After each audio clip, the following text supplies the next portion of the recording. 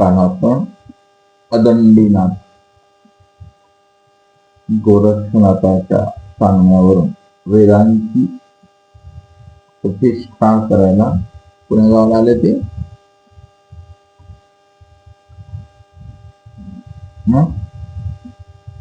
पुढं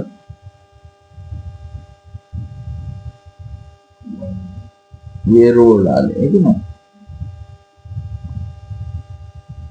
आणि मग तिथे राणीची भेट झाली महाराष्ट्राच्या मुख्यमंत्र्यांची. तिने गुरु उपदेश घेतला आणि राजाला क्षेपणिकांचा उपदेश. आणि मग राजाने आज तिला सांगितलेलं आहे क्षेपणिकाच्या सांगण्यावरून की तू गुरुच्या भेटीला जायचं नाही. रस्त्यामध्ये काय केलं त्यांनी, सगळे सैनिक लावले. सैनिकाला सूचना दिल्या, माझी बायको जर गेली तर सोडून टाका म्हणाले. सगळ्यांना शस्त्र अस्त्र देऊन उभा केलं. कुठपर्यंत उभा केलं, अदंडीनाथांचा जिथे मुक्काम होता त्या मळ्यामध्ये, गार्डन थोडस. आणि आता राणी निघालेली आहे. कालीपर्यंत आलो होतो आपण. राणी कशी निघाली, राणीने एक निरोप पाठवला गुप्तचरामार्फत की त्या गुरु ते म्हणाले, आज राय थोर निरवडी केली तर माझं एवढी निर्वडी समजा. निर्वडी कोण केव्हा कसं करतं, विचारांची निर्वडी, कृतीची. इथे काय म्हणते ती राणी, राय थोडी निर्वडी केली असेल तर मग येऊ येईल. माझा येण्याच्या आधी केलेला प्रबंध, येऊ नये म्हणून केलेला प्रबंध. निर्वडी शब्द कुठे येतो, पुन्हा कोणत्या वेळेत येतो, हा अभ्यासाचा विषय. करंट नॉलेज पाहिजे तुम्हाला.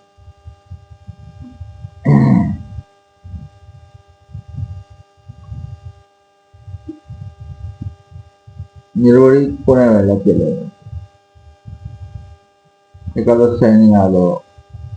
शिवरायांच्या साहित्यामध्ये निर्वळी, रामदासांच्या साहित्यात निर्वळी. धावपळ करणे, पळापळी करणे, आणि काय असते निर्वळी म्हणजे आवरासावरी करणे. किंवा रायनाने माझ्यासाठी निर्वळी केलेली आहे, येऊ नये म्हणून, तर मी कसं करू. मग त्या गुप्तचर माळिनीने विचारलं गुरुला, अदंडीनाथाला. आता ते शब्द सामर्थ्याचे पुरुष आहे. ते म्हणतात, येती तर येऊ नये. संपलं. येती तर, या शब्दामध्ये सगळं ह्याने निर्वडी केली. शब्दाची निर्वडी म्हणतात मला. रायानं कृतीची केली. आणि जीवनामध्ये जेव्हा आपलं साधन सिद्ध होतं, कुणाचे असो, कुठलंही असो, इकडे असो देवतेचे विद्यावंत असो किंवा आपण साधू मंडळी असो, साधन सिद्ध होणं महत्वाचं. त्या शब्दाला ब्रह्मांडामध्ये अस्तित्व असतं, हे की नाही. कळालं की बोलले नाही, तुम्ही स्वतःच पूर्ण ब्रह्मविश्व होऊन जाता. तुम्ही म्हणाल ते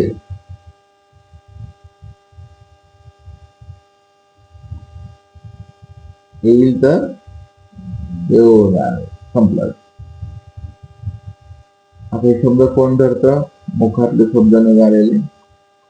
जसं शाप ही धरला जातो, विषाप ही धरला जातो. संसार कशामुळे दुखी आहे, हे सगळे जे कोण व्हायचे करतात ते शब्द त्यांचे खरे ठरतात. एक आपण म्हणतो आपली काळ्या देवीची बाई आहे, तिनं बोललेलं खरं होतं. हा काळ्या देवीचा बो आहे, असं निसर्गानं ठेवलेलं आहे ते सगळं. हा निसर्गाची एक माया आहे बरं.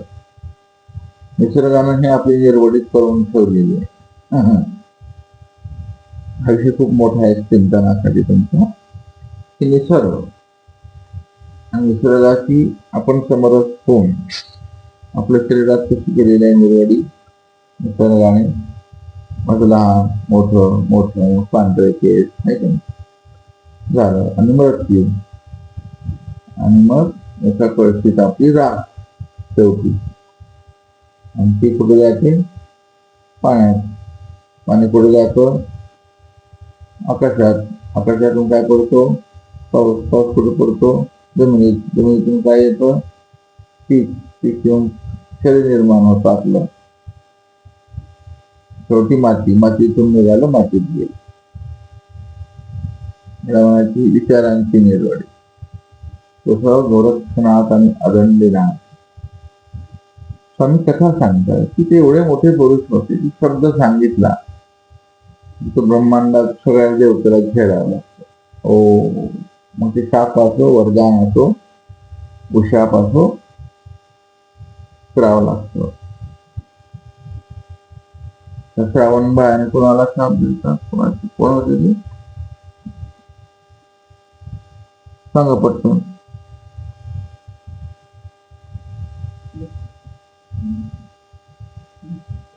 कोणी बाण मारला होता त्या श्रावण बाळाला. शाप कोणी दिला.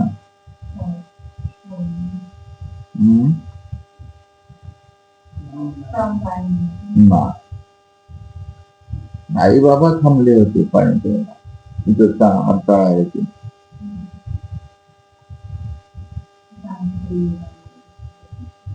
हा वियोग झाला मुलाचा. तसा तोच लाभ दिला. पुत्रवियोगाने तोही तडपून तडपून मरतील. दशरथ माझं एकच लेकरू होत रे. हा जो शाप आहे तो किती वर्षांनी तुझं लग्न झालं, लेकरं झाले, राम मोठे झाले आणि तो शाप उभा राहिला. असं त्याला म्हणायचं की शब्दांची ती अभिशापित शब्दांची संकला सृष्टीमध्ये नित्य असते. म्हणून तुम्ही कोणाचाही जेवणात आशीर्वाद नाही घेतला चालते, पण शाप नका घेऊ बाबा. कोणाची निंदा करायची नाही, कोणाचा तळतळाट घ्यायचा नाही. तर तुमची साधना तुमच्या होती साधनाच्या तळतळाटाने साधना गंभून जाते. जर टायर खूप मोठा आहे आणि त्याला एक सुई टोचली हवा निघून जाते. तसं जीवन असं सामर्थ्य भरलं असेल तर कर्माचा प्रारब्धाचा अटॅक होत नाही. म्हणजे तुम्हाला प्रारब्ध का कर्म बाहुलीसारखं नाचवतात खायच्या संसारातच पाहिल्या. रोग काय भांडण लय कुठं जातो.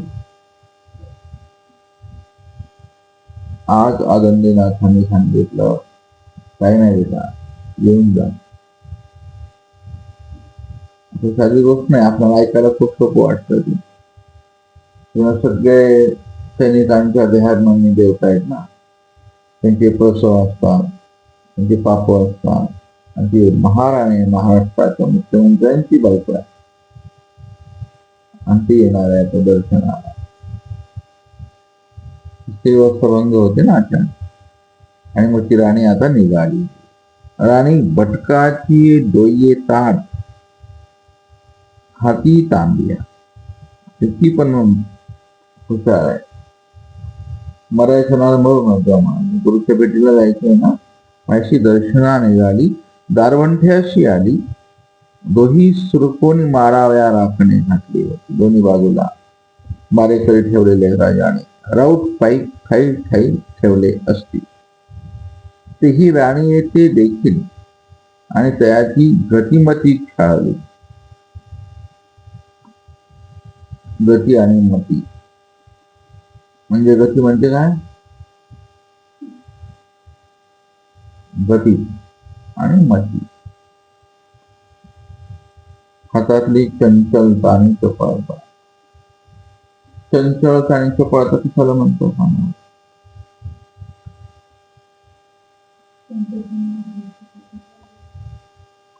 अथवा बघा विचार करू. चंचल आणि चपळता काय शब्दांमध्ये गुण आहे? मग आपलं मन कसं आहे? चंचल. चपळ आहे, चंचल आहे. जिथं सांगितलंय तसं आहे. चंचल ही मनत ही परमार्थी बलवंत, खूप कठीण. आणि चपळ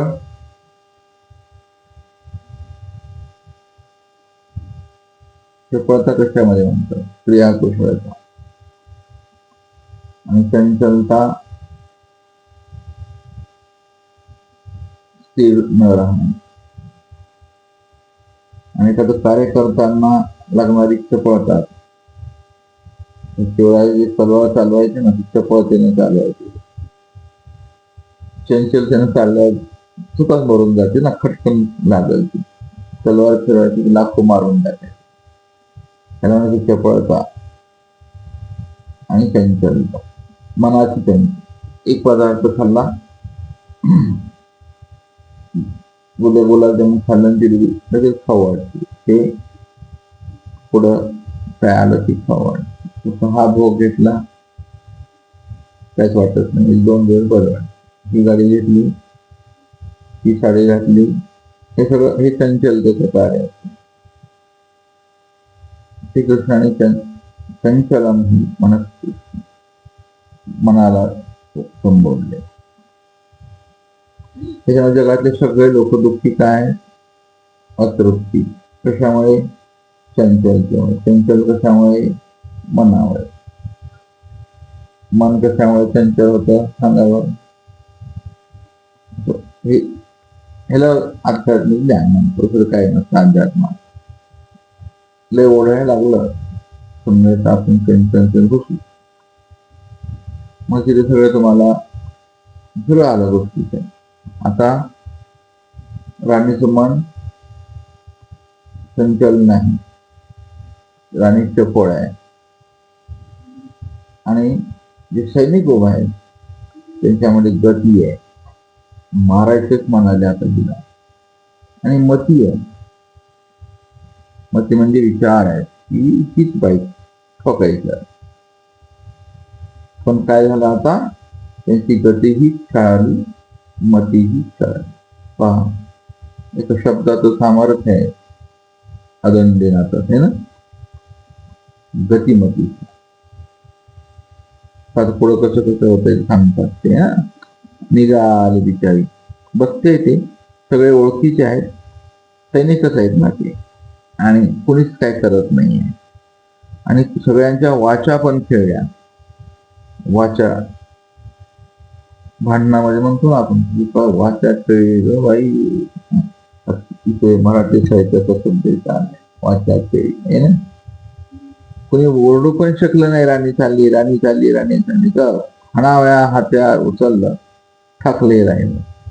ती तयावरून गेली गेली तिकडं. दर्शन घेतले, त्याचे पाय धुतले, पूजा केली, जेव वाढले, तांबूळ दिलं आणि निघाली परत. घरी आली, जेवली, मस्त बसली. तेवढा राजा आला. मग राया म्हणतो आपल्या बायकोला, तो म्हणतो आजी दर्शना नव्हता आज ते काही, म्हणजे आज गेला नाही तो म्हणाले महाराणी साहेब. ती म्हणते ना, गेले होते ना. हे काय ना, हे नव्हे आता आली आणि आता चालू म्हणाले. जेवण पण झालं आमचं. राजा म्हणतो पैसे गेली ती. ती म्हणते अहो, तुम्ही मला मारण्यासाठी आमचा आमचा हे ठेवलाय ना तुम्ही. ही सैनिक तिकडं आहे, तो प्रधान, तिकडं सेनापती. सगळ्याला बघितलं म्हणाले मी. आणि आयशा हे सांगितले, कोण कुठे उभा आहे सगळं सांगितलं राणीने. राजा लगेच उठला, दरबारात गेला, सगळे राखणं ठेवले, त्यांना बोलावलं, ऑर्डर दिली, इकडे आले तुम्ही.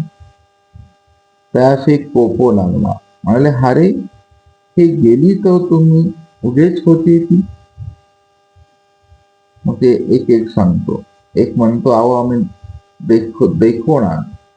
एक म्हणते अहो आम्ही ही जाता देखील तुमची बायको, येताही देखील. पण म्हणाले आम्हाला काहीच करवणार, काहीच सुचलंच नाही म्हणाले महाराज, थकले ठेले यायचे. हा थकला शब्द कुठे आहे चरित्रामध्ये?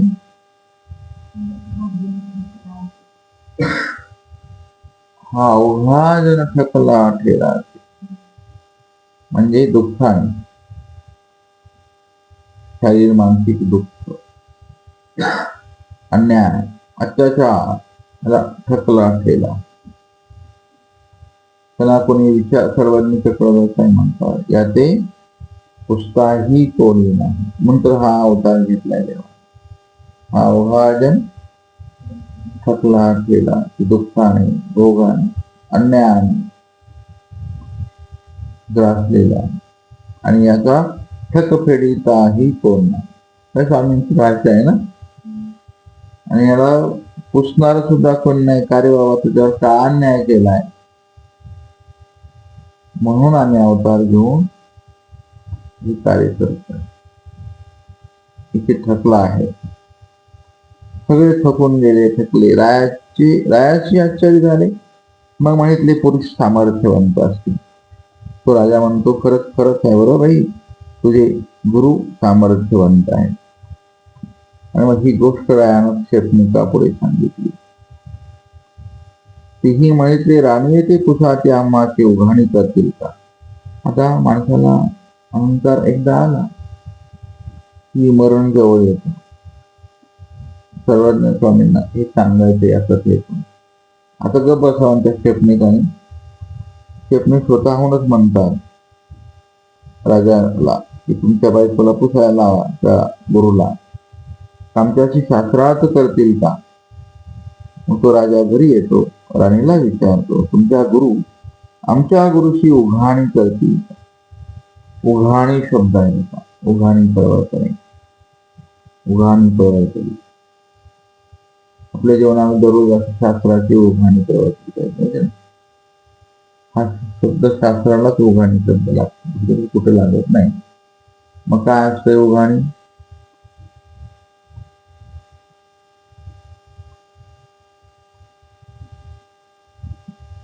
हे सगळ्या गोष्टीचं ज्ञान पाहिजे तुम्हाला.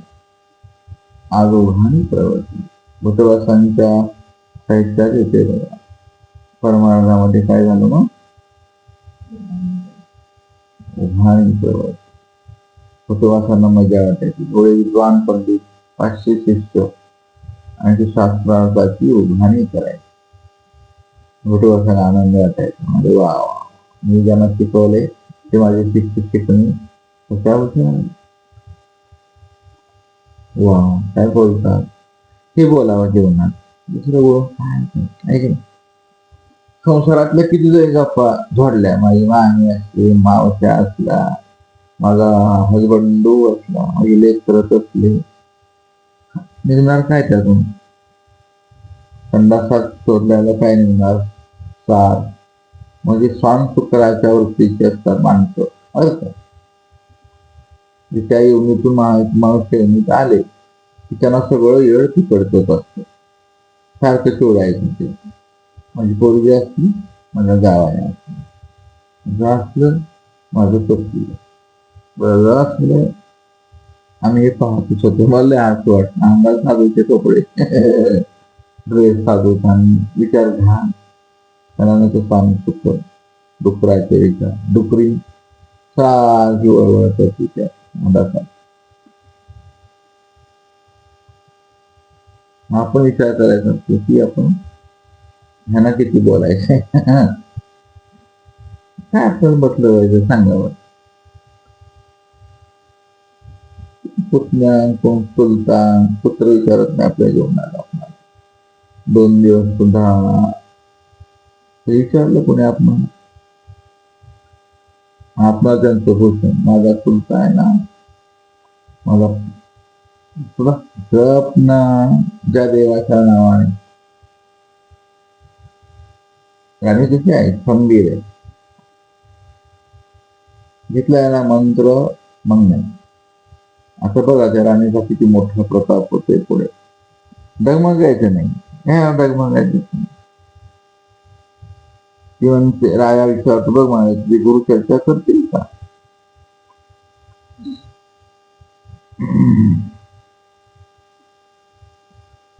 राणी हुशार आहे, प्रत्येक शब्द तोडून वापरते. ती म्हणते, करतील हो, मालक म्हणाले, पण माझं फसवू द्या. मी तर गॅरंटी घेते माझ्या गुरुची. माझा गुरु काय बिंडो दिसतो काय म्हणाले तुम्हाला, करतीलच हे म्हणल्यावर, पण एक शब्द मला त्यांची आज्ञा दिली. त्याला म्हणायचं शहाणपण.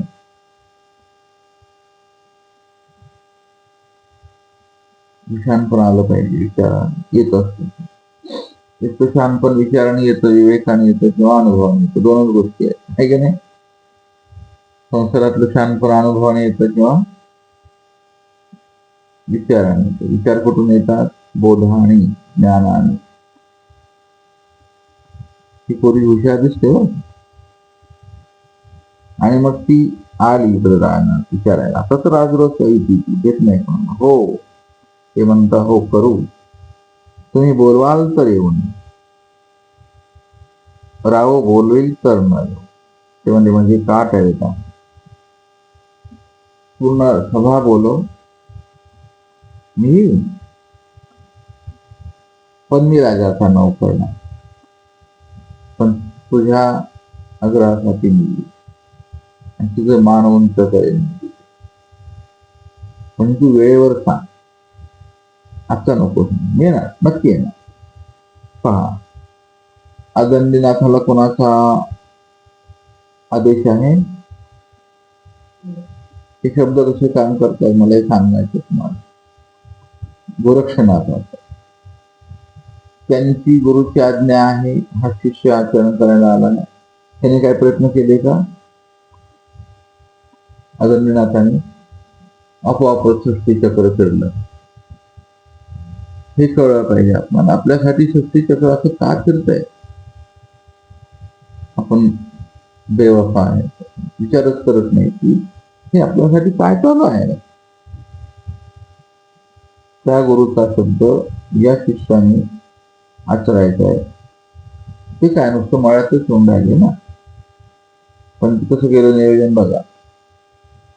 बरोबर राणीच्या मुखातून आता शेपणीकांना कसं बघा, तो उकळून उकळून मारतो तो बघा. आता तो म्हणतो, बेटा मी तू बोलवले तो येईन राजा, तुझ्या मी राजाचा नौकर नाहीये, सांग निरोप का.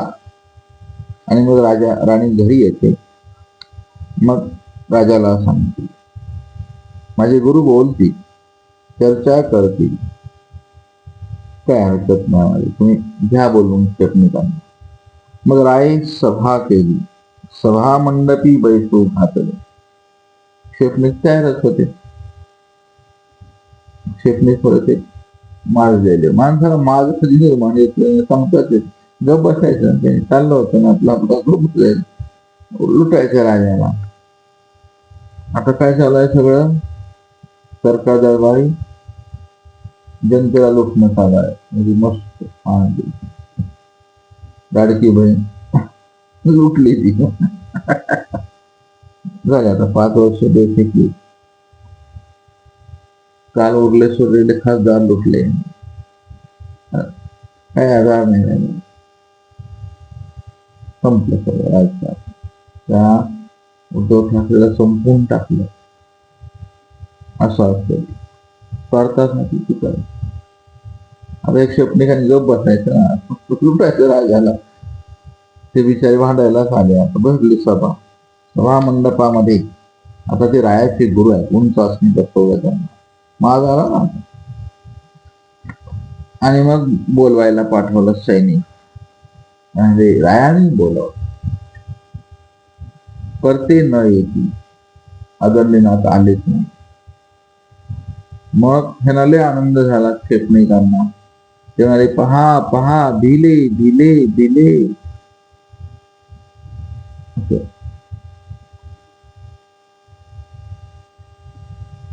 राणी अभिमान पडला. राणी म्हणाले, अहो ग बसा ना, म्हणाले, ते कोणाला भीत नाही.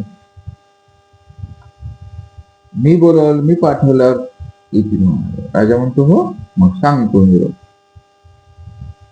मग सैनिकाला ती सांगते, जा ऐसे म्हणावे माझ्या गुरुला की राणी बोलावे. हे म्हणतो गुरु आणि शिष्याचा प्रेम. एक संवाद किती मोठा आहे. चलो मच्छिंदर गोरख आया. गुरु शिष्याचं प्रेम आहे, नाही का? त्या मृदंगाच्या तालावरती त्यांचे बोल काढले. चलो मच्छिंदर गोरख. मच्छिंद्रना कशी गुंतले होते, नाही का? श्रीमोहन त्यांची ध्वनी ऐकला म्हणजे हा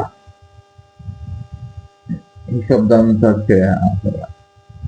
इथे पण तोच आहे, शब्द आहेत, शब्दांच चाललंय सगळं. आता एक राणीचा शब्द आहे म्हणा, यायला सांगा. निरोप गेला आणि आता आदंडीना येत आहेत. कसे येत आहेत त्याचं वर्णन केलंय. पायी गजदंताची पाहूया. शानदार मध्ये एंट्री केली आहे. हत्तीच्या दाताच्या कशा केल्या असतील बरोबर खडावा. अदंडीनाथ तुम्ही पाहिलेच का? सगळे सिद्ध सनवनाथ आहेत. खूप अरे बरोबर. मग त्याने परफ्यूम वगैरे वापरला. त्यांचा परफ्यूम माहिती आहे का कुठला? आपण टाकेतच मारतो. त्यांचा परफ्यूम माहिती आहे त्याच्यात असते जास्त साधन सुगंध देत होतो. साधना कशाला कोणी सुगंध घेतल्यावर तो येडा झाला. राजा पोरगी नाव चालू होती ती काय नाव त्याचं महाभारत पाठायचं. ते म्हणाले हा कुठला सुगंध नाही, येडच झालं ते. मत्स्यगंध आहे का?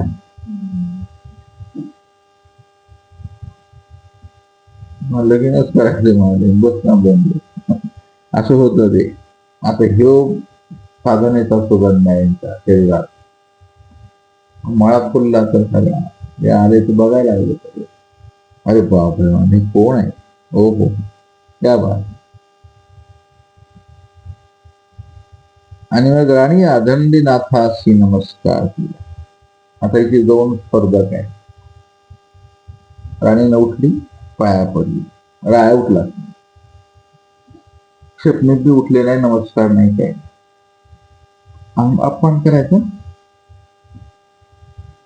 स्टेटस साठी जगतात लोक. स्टेटस कसलं स्टेटस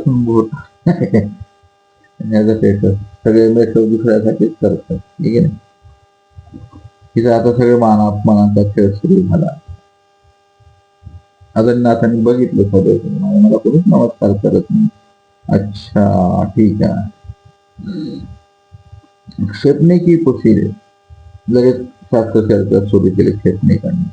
जोर तेव्हा अवकाळी अवधी विहिरी उदके आणि फल फळ हे कायशा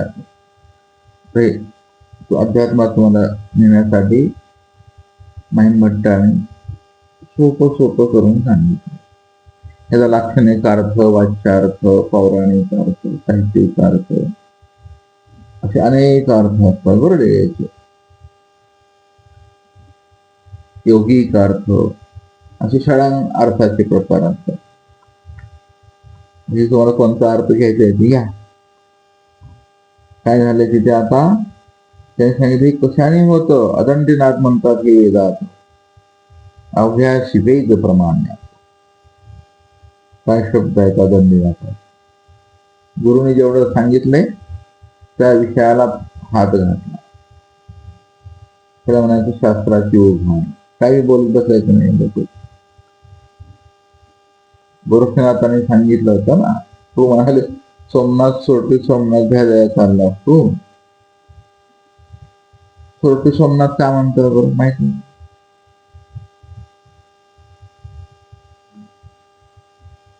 सौराष्ट्रामध्ये होतो, सुरतेकडे आहे. सूर्याने सुरतेवर स्वारी केली म्हणून सुरती सोमनाथ. किंवा सौराष्ट्र म्हणजे गुजरातला सौराष्ट्र म्हणतात. त्या सौराष्ट्रामध्ये सोमनाथ सोमनाथ हा सोमनाथ काय म्हणतो खरं?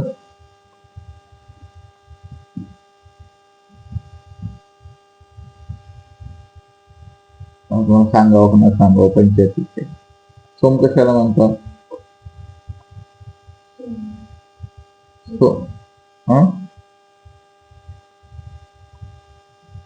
सोमचंद्राला म्हणतात. चंद्राच्या पोरी आहे. मग एक सुंदर पोरगी आहे. पोरीचे लग्न झाले दक्षासोबत. मग बाकीच्या पोरी दक्ष लग्न केलं त्याने. लग्नाचा कार्यक्रम भारी असतो. मोठं मुंजा मरू द्यायचं नाही ना, तिला असं मरू द्यायचं नाही. मुंजा टोकला त्याने, झालं लग्न. मग तो दक्ष काय करायचा, तो चंद्राची चंद्रायणी आहे ना पोरी, रोहिणी, तिचं नाव रोहिणी वेदामध्ये. रोहिणीवरच प्रेम करायचं. बाकीच्या पोरी मनातल्या देऊन नाही. त्याने पप्पांना सांगितलं, चंद्र पप्पा नाही. पप्पा पप्पा म्हणाले हा नवरा त्या रोहिणीवरच प्रेम करतो. दक्षाने सांगितलं, दक्षाला सांगितलं सोमा आणि चंद्राने भेट म्हणाले माझ्या सगळ्या पूर्व सारखं प्रेम कर, सगळ्याची प्रेमाने बोल, व्हॉट्सअप मेसेज कर, शेअरिंग करत जा, असं नको करत जाऊ, तुला मी सगळं राज्य देतो.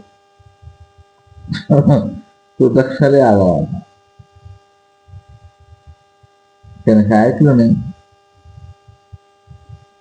ह्याला राग आला, ह्याला त्याला दिलं पार्कच घेतली भरून लागला शाप. मग काय करायचं, ह्या चंद्राला लक्षात आलं, अरे ब्रह्म मारताना तडपून तडपून तर नाही शाप दिला वगैरे. मोठी कथा असते अध्यात्म, त्या कथा सांगू नये तुम्हाला, चुकून सांगितलं गेली यांना. अन्नशास्त्र आहे ते वेदाचं, आमच्या डोक्यात सगळं भरलेलं असतं ते. आणि मग घाबरला चंद्र. मग गेला साधू संताकडे, ब्रह्मा विष्णू महादेवा. तिकडे जाय, नारदाकडे जाय. मग नारदाकडे आला. मग नारद ऋषीने सांगितलं, बाबा रे तू अशा अशा ठिकाणी तपस्या महादेवाची, इतके वर्ष तपस्या असं. मग जो आला तिथे सौराष्ट्र, चंद्राला आला. तपस्या केली, लिंग मानलं, आधी तो लिंग आहे. आणि मग ते लिंगाची स्थापना केली आणि साधना केली. मग त्या लिंगातून महादेव प्रगट झाले. मग त्याला सोमनाथ वगैरे त्याचे 12 ज्योतिर्लिंग आहे. सोमनाथ यागंडीनाथांनी सांगितलं, बच्चू चाला बोंबलत तिकडे मला, इकडे जायचं वेदांची प्रतिष्ठा कर. आता तोच विषय ते सांगतायत. ते म्हणाले हे वेदाचं कार्य आहे. प्रश्न काय आहे समजलं तुम्हाला? कोण सांगल प्रश्न? आहेत का इथे? पहा, अवकाळामध्ये सगळी फुलं फळं येतात, कशाचं सामर्थ्य ते उत्तर देतात वेदाचं. अवघ्याशी वेद प्रमाण. पुढे चर्चा संपल्यावर मी सांगतो तुम्हाला.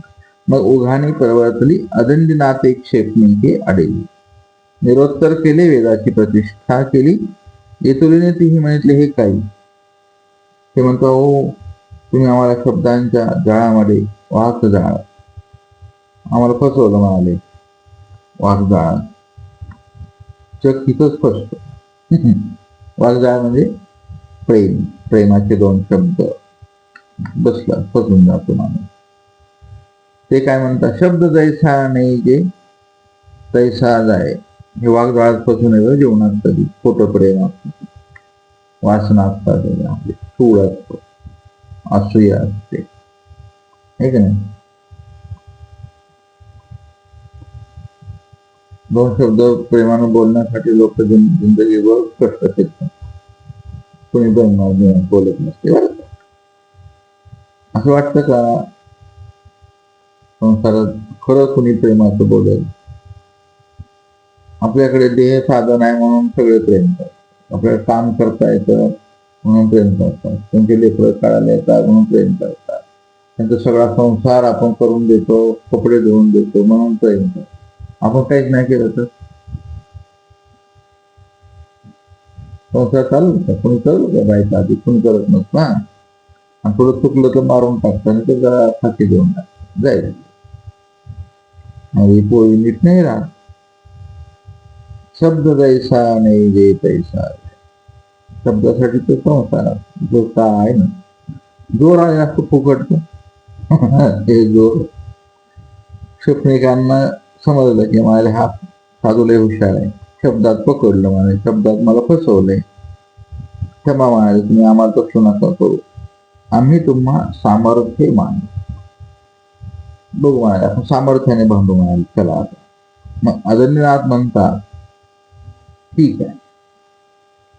मग क्षेपणिक म्हणतात, आमची अमृत कुपी स्वर्गीचे अमृत आहे. हे पाठ करा तुमच्या जीवनात. तुम्हाला काय करायचं, दिवसभर झालेलं हे लिहा, चिंतन करायचं. चिंतन तर तुम्ही करत नाही, मग पुढचा अभ्यास गेला की हे विसरत असते.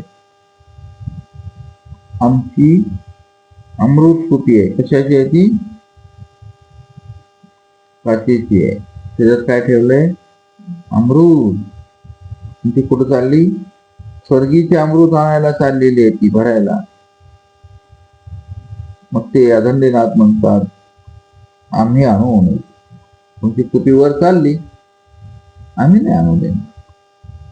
तुम्ही तुमच्या सामर्थ्याने वर पाठवा, आमच्या सामर्थ्याने तिला खाली पाडू. अशी स्पर्धा झाली. मग कुपी अभिमंत्रवणी प्रेरली.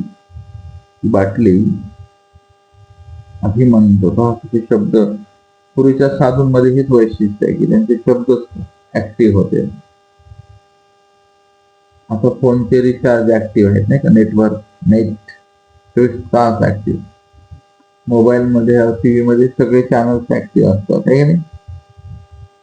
सायन्स किती पुढे गेलेलं आहे. A1 मध्ये, A+ मध्ये काय, AI मध्ये सगळे ऍक्टिव्ह करून ठेवले. म्हणलं की काम करत होते. पोहे करून आण, आता ते एक बाकी राहिले.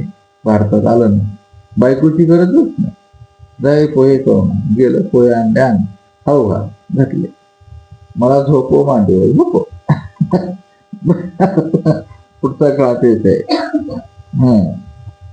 प्रेम मस्त, ते किती दिवस चालतं. हे सगळं केलं खोटं आणि ते सायन्स. मग ते बरं, आता लोक तेच करतील इथून पुढे. बायका भेटणार नाही, नांदणारे नाहीत. आण आता ते करताय.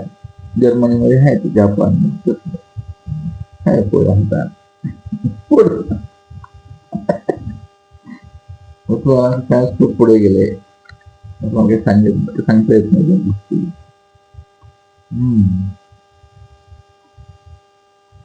जग देशासाठी धावपळ करते, सायन्स मध्ये मरा तसं. त्याने आणली ती कुपी अभिमंत्र. जड वस्तूला आहे साधू चेतन करता. ऐ कुपी अनेक जाय म्हणाले स्वर्गात, अमृतान. किती सामर्थ्य असतं नाही का नाही. ऐ काम घेऊन घेऊ, ह्या राजाला घेऊ. किती सामर्थ्य आहे ना. ऐ कल्पवृक्ष, एक झाड आहे, चिंतेला देऊन टाक. कशी सृष्टीमध्ये कशा आहे चिंता म्हणे अवसाने तुम्ही स्नान केलं ना परवा, केलं का आठवतंय तुम्हाला? कोणतं स्थान होतं? कुठं आहे ते?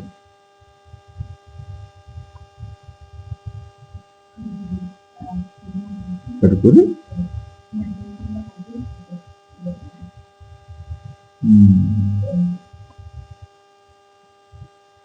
काय गेल्या गेल्या गाडी उभा राहिली, समोर गेलं की ते स्थान. आमचे स्थान आम्ही दररोज पाहतो, आठवत असं. जिथे जमला कार्यक्रम, आता लय भारी कार्यक्रम झाला तो. आणि म्हणजे स्कूपी स्वर्गा जात देखील, स्वर्गाहून अमृत घेऊन निघाली ती. पहा, इच्छा आपल्याला 1 किलोमीटर दिसत नाही तर निघाला अमृत घेऊन. आता अदंडीनाथ म्हणाले, बघा तुमची टोपीनं निघलं ना अमृत, म्हणजे हा मग बघा म्हणाले आता मी कसं करतो. त्यांच्या डावी पायाची खडावा होती, त्याने काढली डाव्या पायाची चप्पल फडकत. चप्पलीला सांगितलंय चप्पल नाही, टोपीला फरून टाक. तसं सामर्थ्य आहे आपल्याकडे काय. मग ती खडाव निघाली, भीड भीड भीड भीड असा आवाज आला आणि ती गेली. आणि ठस ठस करी लागली, ठस ठस करी शब्द आला आणि टोपी फुटली. घेऊन आली होती स्वर्गातून. तिच्या 3 तुकडे पडले, ते तुकडे 3 ठिकाणी पडले. त्याचे 3 तीर्थ झाले, ते आजी आहेत तिथे. जे रोडला एक चरणविहिरा, एक उपरकुंडी आणि एक शिवालय.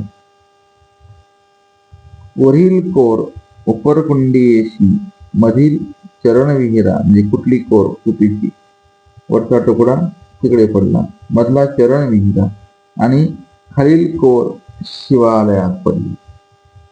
सर्वज्ञ म्हणतात, भटाचार्या मागा पुढती अदंडनाथे वेद प्रतिष्ठिल, तयाचे हे देवोद. तिथे सर्वज्ञ आलेले आहेत.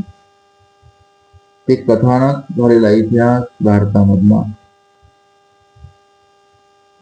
स्वामींनी ते सांगितलं आणि वेदाची प्रतिष्ठा अदंडनाथाने केली. ते 3 ठिकाणं आजही उपलब्ध आहेत वेरूळला. अशा प्रकारे हे जे अदंडनाथ आहे ते थोर सामर्थ्याचे आहे. मग आता हे न कळणार असतं अजून पुढे. मागं तुम्हाला सांगितलं किंवा उन्हाळ्यातच सगळं आलं, फळं फुलं, हे कशाचं सामर्थ्य आहे सांगावर तुम्ही, कशाचं सामर्थ्य आहे?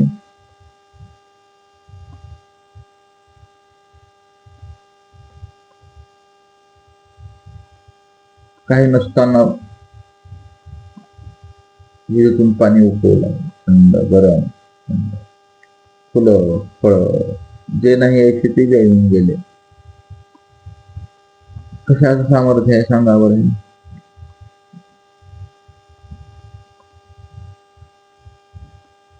एवढं ज्ञान तर तुम्हाला केलेलंच नाही की. हे कळलं की आपण असं फसणार नाही का. जगातलं कुठलंही सौंदर्य पाहिलं तर तुम्ही असं आकर्षित नाही होणार. हे कळलं पाहिजे आतून काय चाललंय. नाही तर ते गुलाबाच्या फुलाला कोणच फसतात, ते देतात गुलाबाच्या फुलांचा, देतात भेट.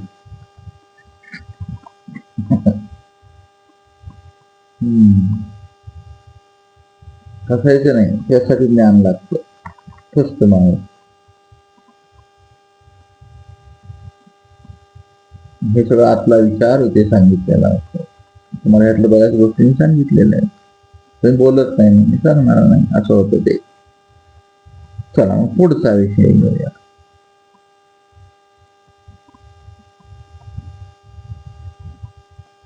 हे जे देवता सामर्थ्य जो कार्यक्रम असतो तो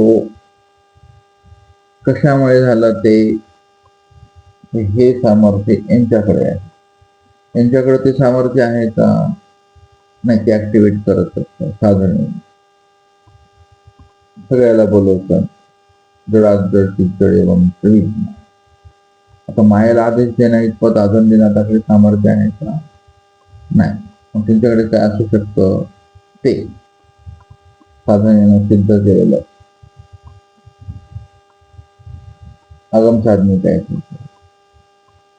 ते त्यांच्या स्वतःच्या सामर्थ्याने करू शकतात. आणि एवढंच नाही तर ते एका झाडाला सगळे फल जगातले लावू शकतात.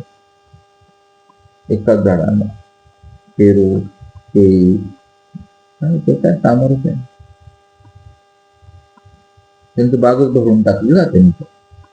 तर त्याला थोडक्यात सांगायचंय की हा सगळा सामर्थ्याचा खेळ असतो आणि सगळे निर्णय तुमचा पाठ पाहिजे की हे फूल म्हणजे काय, फळ म्हणजे काय, सृष्टीतलं सौंदर्य कोण नसतं, तो आकार कसा येतो,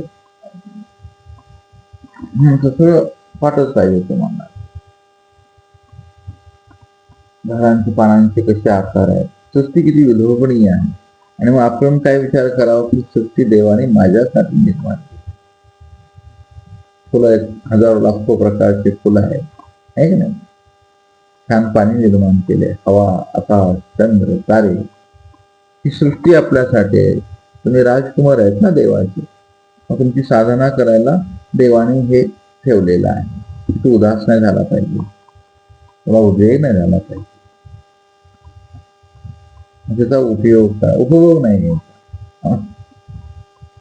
संसारी लोक उपभोग घेतात, त्या वासनेने बघतात. संन्यासी लोकांनी त्याचा उपयोग करायचा असतो, विनियोग करायचा. मग उपयोग आणि उपभोगात काय असतं अंतर? तुम्हाला समजेल इतक्या भाषेत सांगतो.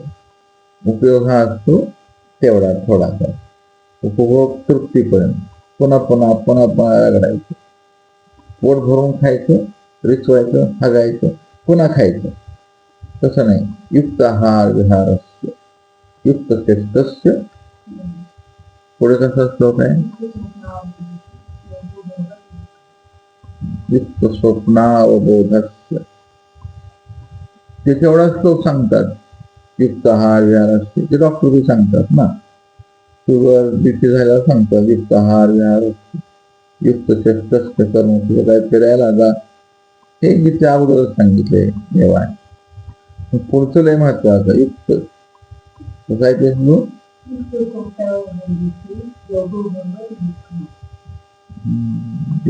स्वप्नावबोध, हे कळलं पाहिजे तुम्हाला, तर तुम्ही योगी आहात. जय योगी तुम्ही भोगी.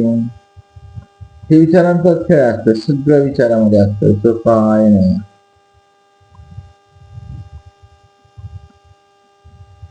आपण कसं समजतो तपस्येला? इंद्रिय निग्रह करा, शरीर सुकवा, त्यासाठी शरीर सुकवलं. आपण मन चुकलं का? वासना चुकल्यात का तुमच्या? नाही, अशी गोष्ट असते. तर हे जो प्रकार आहे आदंडीनाथांच्या कर्मामध्ये, तर ते म्हणून ते सांगतात की तसं यथा कल्पतरू कामधेनु चिंतामणी करतात, तसं ते त्यांच्याकडे सगळ्या शुद्धी बांधलेल्या आहेत, अष्टमा शुद्धी आहे त्यांच्याकडे. म्हणून ते सगळ्या गोष्टी होऊ शकतात, ते काही करू शकतात. ते त्यांचं काय बिचाऱ्यांचं. आता ती रायाची राणी जी आहे ती धर्मबुद्धीने तिनं सेवा केलेली आहे. आणि मग इथे या वेळेमध्ये एक सूत्र सांगितले, धर्माच्या काळा.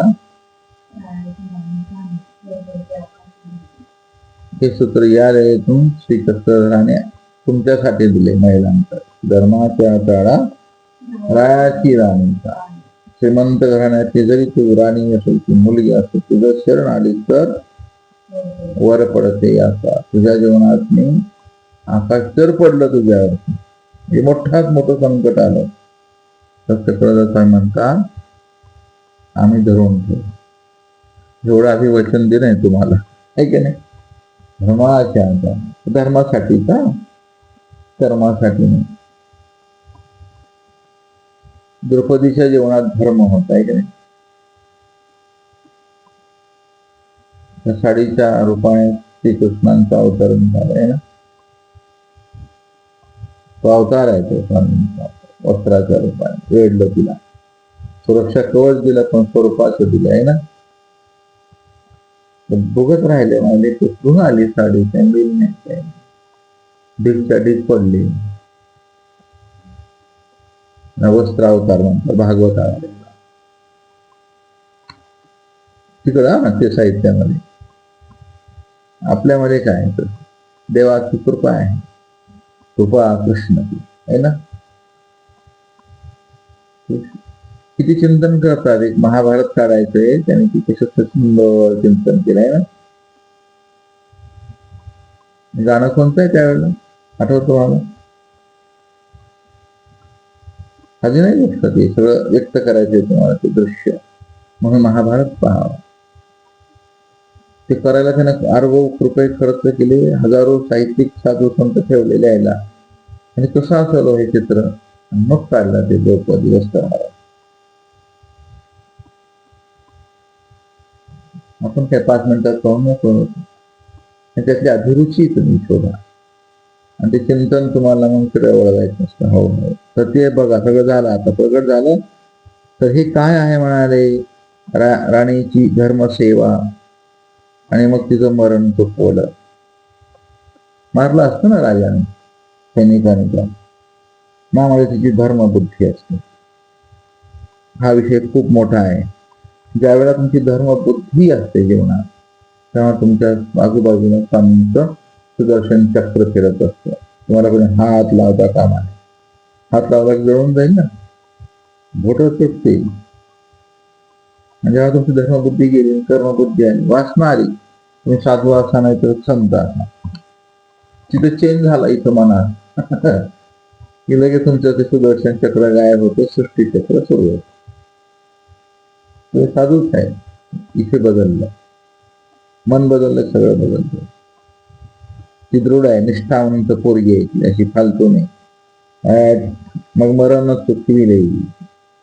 तर म्हणाले अधंडीनाथ आणि क्षेपणी या दोघांनी इथं भांडणं केली. तर ते जे सामर्थ्य आहे चुपीमध्ये, त्या अंगामुळे तुमचा खडावा, हा खेळ कशाचा आहे म्हणाले. म्हणजे हा खेळ सामर्थ्य. क्षेपणिकांजवळ सामर्थ्य इंद्रादिकांचं आहे आणि अधंडीनाथाजवळ सामर्थ्य वज्रवळी, अमरवळी, दिव्यवळी याच्या अगम साधनेतल्या ओळी असतात. श्रेष्ठ सामर्थ्य आहे त्यांच्याकडे. हा सामर्थ्यांचा खेळ. आणि आपल्या शरीरात तरी काय आहे, इंद्रियांच्या ठाई सामर्थ्य आहे म्हणून बरं वाटतं ना.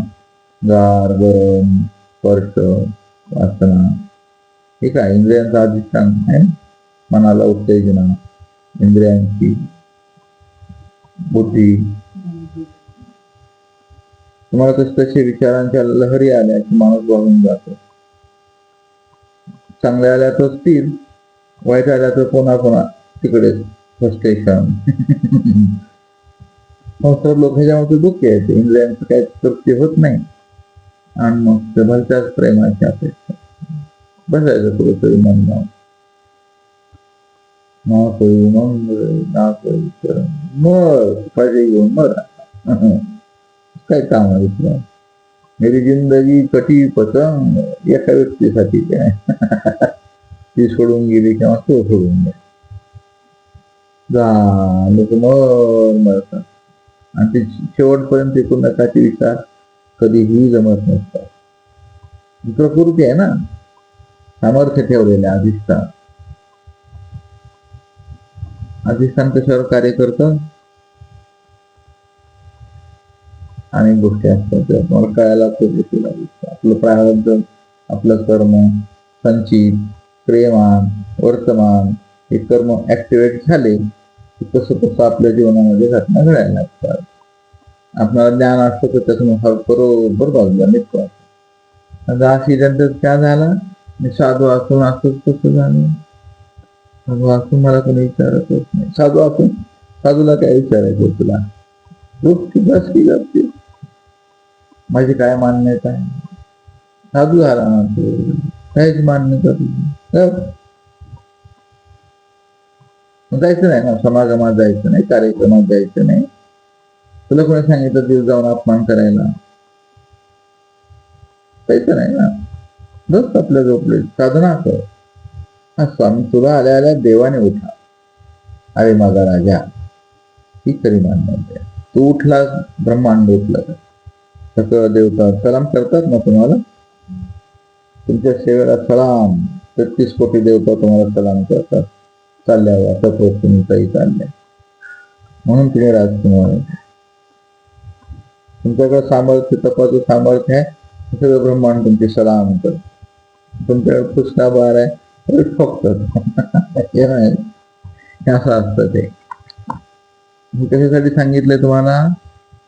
मनाच्या आणि इंद्रियांच्या विचारावरती तुमची सृष्टी चालते सगळी, हे सांगायचं इथे. भांडलं ते दोघं. आपणाला आचार सांगितला आणि मग अशा प्रकारे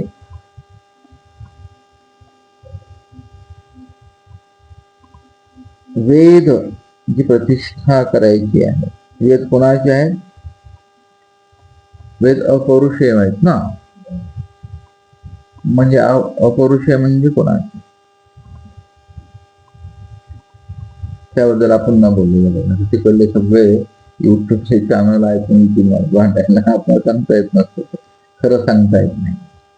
तर अशा प्रकारे त्याची प्रतिष्ठा केली आणि हे सगळं होत असतं. ते ही मोठी लीळा आहे. त्याच्यामध्ये विश्वाचं अधिष्ठान व्याप्त आहे.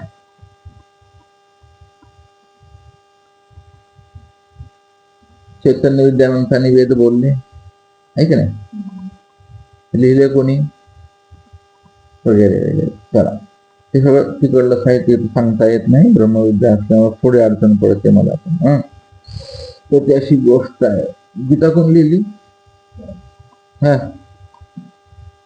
चला ठीक आहे. तर हे असं सगळं गोंधळ आहे.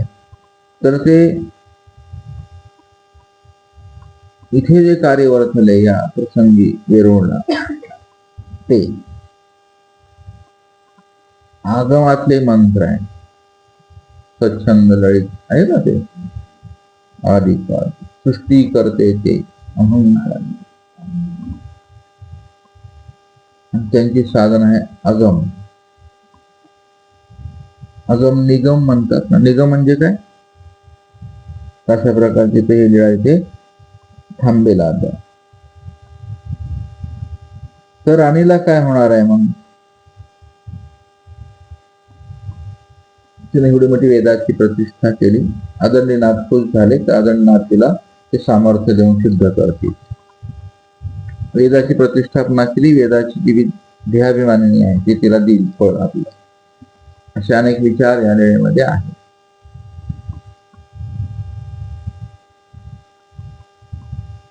दंडवत